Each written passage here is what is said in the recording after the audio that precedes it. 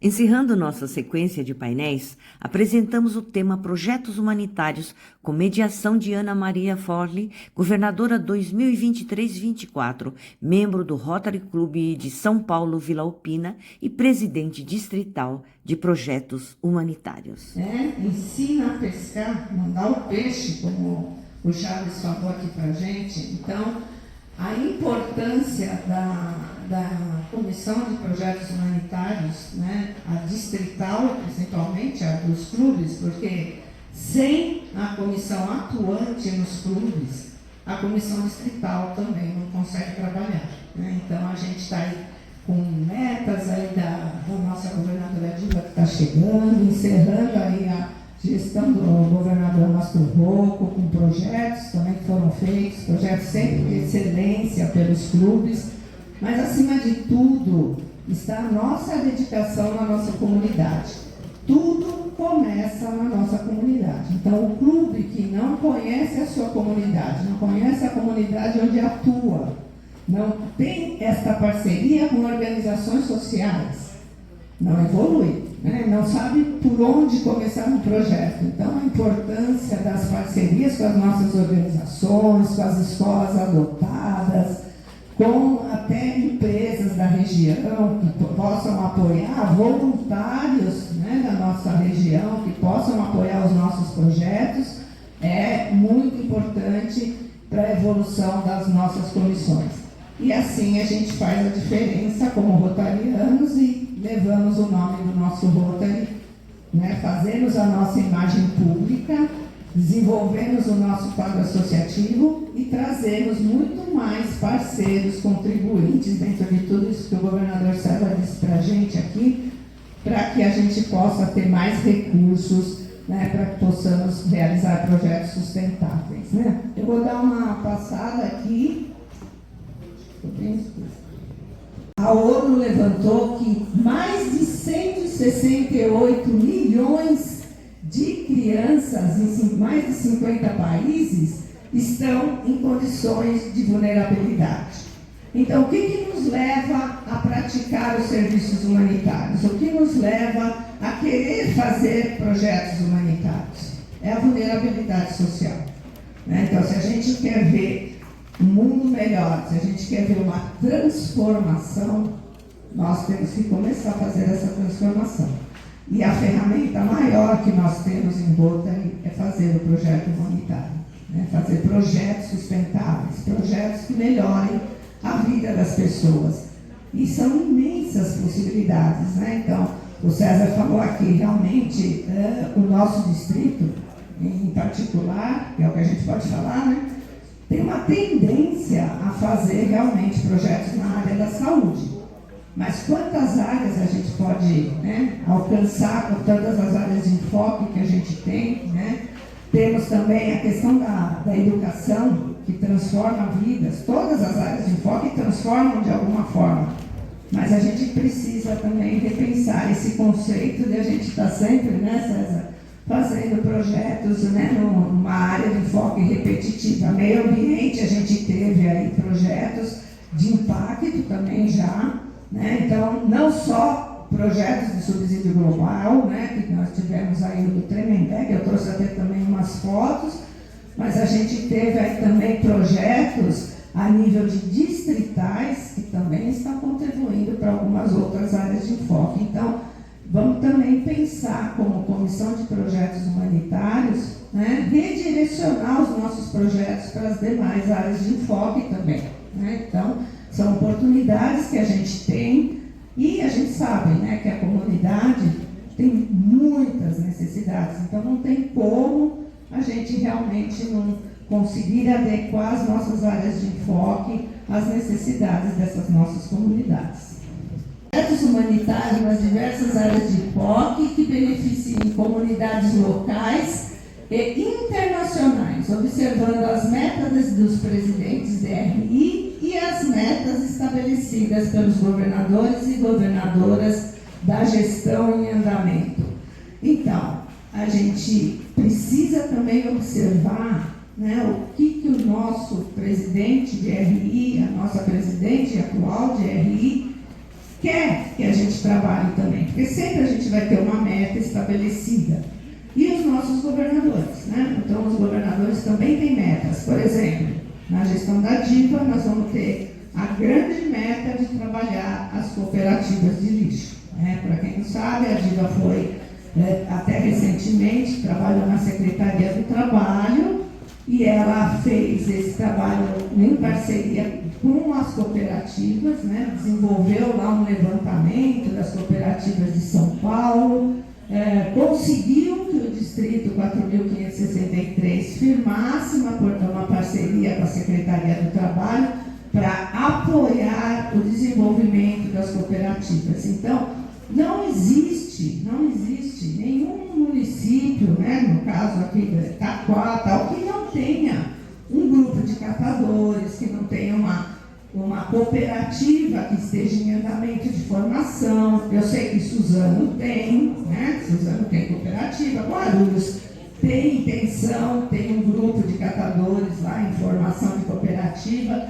Então, o quanto a gente pode fazer por esses grupos e trazer já a experiência que a gente tem, não só do projeto da Recifavela, mas tem outros projetos até que não têm apoio do Rotary, que poderão ter apoio do Rotary, né, para evoluir, para melhorar e realmente incorporar na Comissão de Projetos Humanitários esse grande objetivo da governadora DIVA, que é melhorar e apoiar as cooperativas, inclusive já formadas, mas que não estão com documentação em ordem, que precisam de apoio, que precisam de ajuda na formação, na capacitação, porque a gente sabe, né? Toda empresa precisa ter uma administração, e cooperativa não é diferente. Então, quando a gente fala em apoiar essas cooperativas, nós não vamos querer apoiar simplesmente dando equipamentos ou, né, fazendo uma ação e tal. A gente pode fazer de muitas formas. Então, eu estarei à frente da Comissão de Projetos Humanitários também na gestão da governadora DIVA. Estou iniciando um planejamento, né, desse trabalho que a gente vai alinhar com ela, e eu vou trazer isso através dos facilitadores, porque na gestão agora do governador Diogo a gente modificou a formação da comissão distrital, né, de projetos humanitários. Em vez de a gente ter várias subcomissões, nós temos facilitadores que vão levar as comissões de projetos humanitários dos clubes, logicamente obedecendo aí a hierarquia, respeitando o presidente, etc.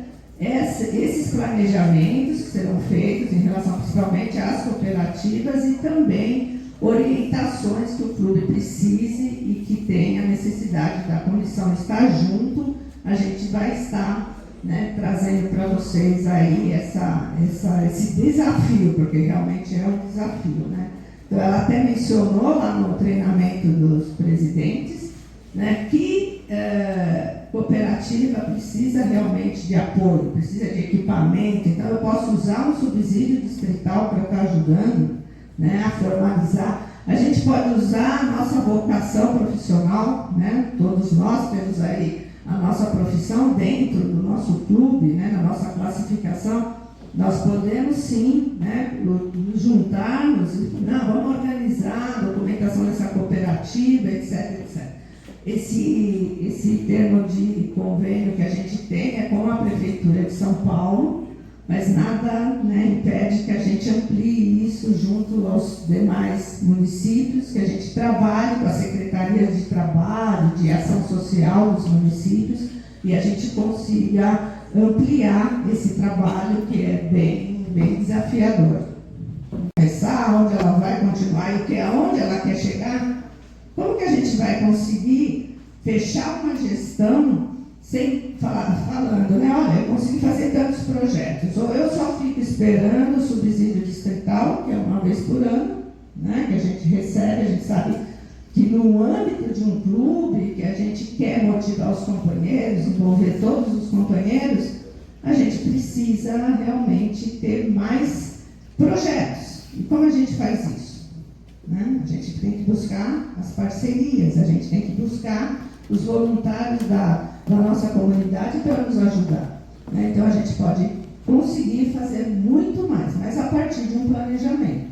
Muitas vezes a gente vai falar, mas eu não sei fazer planejamento estratégico, eu não sei fazer um plano de ação, mas a gente tem que começar. É a mesma coisa que o subsídio global, né? Então, a Comissão de Projetos Humanitários caminha junto com a Comissão da Fundação Rotary, né? Então, como fazer? Uma mesa, o outro precisa não sei do quê, e é sempre o mesmo. A gente sabe disso. Eu fiz um levantamento recente aí dos projetos de subsídios distritais e globais do nosso distrito, desde a gestão da Maria Lúcia, desde que foi criado o Distrito 4.563. Eu planejei tudo.